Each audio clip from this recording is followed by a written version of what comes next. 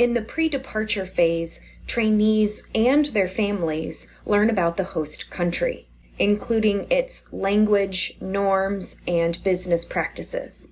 As you can imagine, it's a challenge to move to a different country, and so it helps when the training also covers lifestyle topics, like where to live, go to school, shop, go to the doctor, and have fun. All of this information helps people feel more at ease during the transition. This stage relies on presentation-based methods to impart knowledge and hands-on immersive methods to provide practice.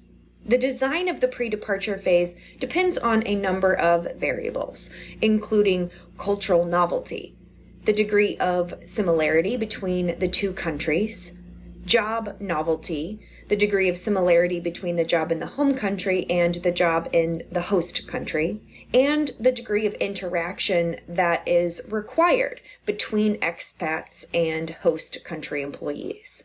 High levels of novelty and interaction usually require a more rigorous program.